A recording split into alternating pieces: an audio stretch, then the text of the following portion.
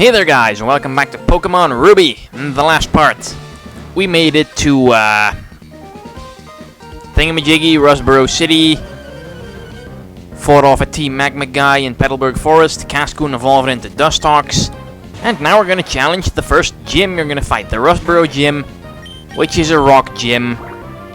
And just like every other rock gym in the series, is filled to the brim with frickin' Geodudes. Yes. But yeah, pretty much any starter you have will work well here. Obviously Trico and Mudkip will be super effective against all these Geodudes. And if you started out with Torchic, and if it happens to have evolved by now, it'll have learned Double Kick, which is also super effective on all the Geodudes. Although it might not really cause that much damage because they are pretty physically bulky. But still, if you have a Combusken that knows Double Kick, it should at least be level 16 already, so it should sweep this gym pretty easily. But then again, so does Mudkip. And quite frankly, Mudkip is my only hope here, because Tailo and Dustox have like a snowball's chance in hell of ever beating a Geodude. So, yeah, it's a good thing I have Mudkip. And these trainers, the two minor trainers, are completely skippable by just going through the narrow hallways you see on the map. But I can take out all these Geodudes in one hit anyway, so why would I want to skip them? They're just easy experience. Because they do give you quite a lot. But anyway, that's the trainers out of the way. Now on to the gym leader. Roxanne. Yes, punny name is Punny. And she's also the teacher at the Pokemon Trainer School, which is also in this city. Anyway, here we go. So, she has two Pokemon, a Geodude. Seriously, does this region have no rock types? Anyway, down goes Geodude. Yeah, Mudkip makes this gym a joke, pretty much. And then she has a completely new Pokemon, Nosepass. And this is actually a pretty strong Pokemon at this point in the game. It's level 15, higher than all of my Pokemon. It's bulky as hell, but if they can just... There we go, Poison. Alright, I'm good. And it knows the move Rock Tomb, which is a pretty strong rock move, and it also lowers your speed. However, it doesn't do that on Dustox, because Dustox has the Shield Dust ability, which prevents added effects from attacks, like the speed drop of Rock Tomb. But yeah, no, critical like that was necessary. A regular Rock Tomb all but destroyed Dustox. Anyway, I know it's hopeless, but maybe Tailo can just stack some more damage on top. Could work. Or I can use Growl to weaken Nosepass's attack. Because Growl has no effect anymore if he switches out. But because Nosepass is her last Pokemon, she's not going to be switching out soon. So if I can just kind of weaken it so Mudkip can have an easier time taking it out, that would be pretty sweet. But yeah, there's one thing about gym battles in like the entire Pokemon series that kind of annoys me. You know how in the cartoon, like the gym leader always says, oh yeah, we're gonna fight using this amount of Pokemon. And yeah, she used a potion, freaking hacks. But I'm sure I can take her. But anyway, I know how the gym leader says like, it's gonna be a 3-on-3 match, for example. Gym leader can use 3 Pokemon and you can use 3. However, in the games, you can just say, screw the rules, you use 2 Pokemon, I use 6. How is that fair?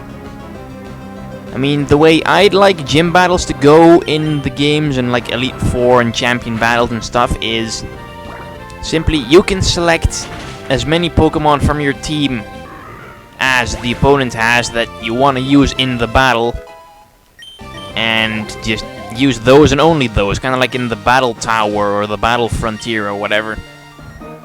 But yeah, Mudkip, super effective Water Gun combined with the Poison gets rid of Nosepass, and we get our first gym badge, the Stone Badge, and some money. Alright, so first badge achieved. Nice. And what does it do? Heightens the attack power. I think that's complete bullshit. I mean, They say like, oh, this badge heightens your stats, but it doesn't. That's freaking bullshit. And we get a TM for Rock Tomb. If you don't know what a TM is, you can use it to teach a move to a Pokemon. Only once. Sadly. However, they remedied that in Generation 5, where they finally made TM's infinite use. Now that's nice. And that guy's having his goods stolen. You know, that sounds kind of like a big innuendo if you think about it. But anyway, here is the trainer school. Talk to this guy, he'll walk around, and then he will return to his desk, and he will give you a Quick Claw, which is a pretty handy item for in-game. Yes, you can also equip items to your Pokemon, and the Quick Claw gives you like a 10% chance of attacking before your opponent does. So, say you have a very slow Pokemon, which pretty much never has any chance of outspeeding anything. Slap the Quick Claw on top of it, and it might just go first. Sometimes. Which could make all the difference in the world in certain situations. Anyway, let's heal up. And now I have quite some catching up to do with Tailo and Dustox, because they're 4 levels behind. Training Dustox is going to be a pain, because even though it's fully evolved now, it's still weak as hell. Offensively, I mean. Which I just had a Beautifly now. Anyway, talk to this guy, and he will give you an HM. HMs are like TMs, except they can be used indefinitely, and they serve some purpose in the overworld. So this one teaches Cut. Cut can be used to get rid of small trees that block your path. And I don't really think you ever really need it, but it opens up paths to like hidden extras and stuff. And hey, you have to get the Devon goods back, and of course we always have to do other people's jobs. Alright, trainer, I'm going to battle you for experience. My Pokemon rule, check them out. Okay, what do you have? You have 2 Pokemon. Oh yeah, Zigzagoon, we haven't seen those already. Alright, Confusion. Guess my best bet. Because my special attack is higher than physical attack, and even though Poison Sting does get Stab, it is probably still weaker than Confusion even with Stab, because Poison Sting is just a ridiculously weak move. And Growl doesn't lower my special attack, so Confusion will still be going strong. Anyway, let's see how much that does. There we go, Zigzagoon is down. Get the feeling Dustox levels up pretty slowly. Anyway, he also has a Machop, which is the first one you'll see. Oh crap, I didn't mean to use Poison Sting, misclick. Oh crap. That could be bad. Oh, he's not attacking, okay. Because Machop's ability is Guts. When he has a status effect, his attack, does it double or like it's a 50% bonus? But yeah, it makes him a lot stronger if he's poisoned or burned or paralyzed or whatever. And for some reason he is not attacking, which is good for me. I can just easily pick him off with some super effective confusions. So yeah, die Machop. And Dustox level 11. And he's still pretty weak, although his defenses aren't that bad. Ouch, a scrape. How did he get a scrape? I didn't attack him or anything, he just fall over and scrape his knee. Hey, a wild Tailo. Oh sure, you're gonna see that now. I spent like 10 minutes trying to find one earlier, and now they're gonna show up by the dozen. Okay, what kind of Pokemon do you have, and how strong is it, and is it adorable? Only have one. Oh, a Meryl. Alright, then they are pretty adorable, I guess. But strong? Not so much. I mean, Meryl's offensive stats are a joke. Although it does have a chance of having the ability Huge Power, which doubles its attack stat. And that actually makes it pretty damn high. So yeah, if it has that, it's pretty fearsome. And if it doesn't, if it has the other ability, it can have Thick Fat, which reduces damage from fire and ice moves, even though Meryl already resists both of those. I guess you could work on some kind of walling Azumarill or Meryl or whatever. But yeah, Meryl goes down. Dustox really does not level up fast. Oh well. At least he's worth it for the time being. And oh sure, see another Talo. We're just gonna see a crapload of those now, I bet. Well, at least Dustox can outspeed him so I can run away easily. Oh hey, a Whismur. Yes, it's some kind of rabbit piggy bank speakerphone thingy. It's a pretty weird Pokemon. And yeah, here's a Hiker. The first one you'll likely see. This trainer class usually specializes in rock types and ground types and sometimes fighting types. So I'm betting this guy's gonna have 3 freaking Geodudes, and let's see if Dustox can take those on. Good 2-hit KO. If he like hits himself now and doesn't really damage Dustox. Yes. Very nice. Okay, that's at least some more experience for Dustox. I mean, don't need to use Mudkip for these. Dustox can probably do it as well. And get quite a lot of experience from it. Anyway, another Geodude, same level. Why, I ask you? I mean, you don't see me carrying around 3 level 11 Dustoxes in my party, do ya? Seriously, variety is key. I mean, I understand that they don't, like, wanna give away all of the Pokemon species in the game, but seriously, just give him some other Pokemon, like give this guy a Machop or whatever, a Zubat.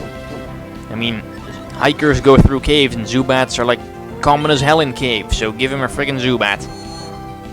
But anyway, Dustox gets rid of all the Geodudes without taking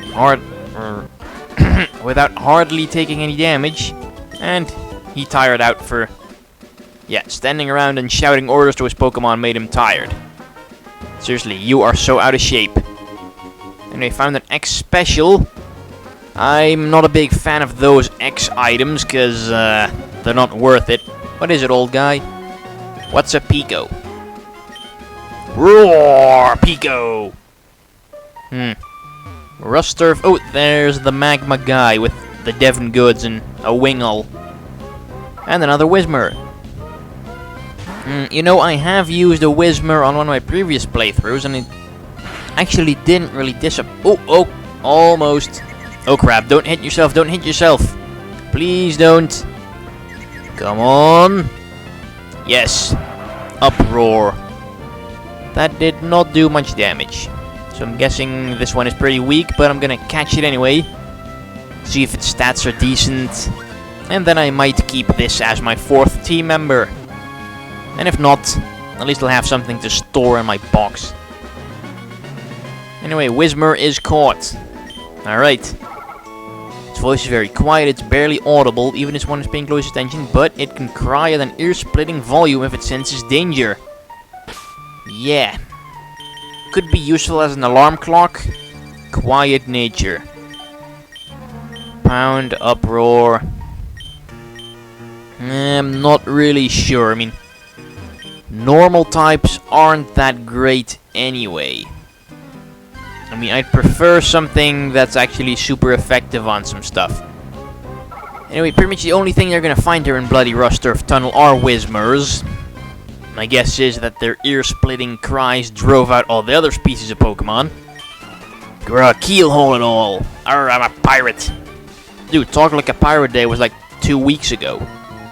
But anyway, he wants to battle me again, even though I relentlessly kicked his ass the last time. Still has only 1 Poochyena, even though it's a few levels higher now. And Cascoon whacked it then, Dustox is gonna whack it now. Ooh, nice. Although it didn't get the poison.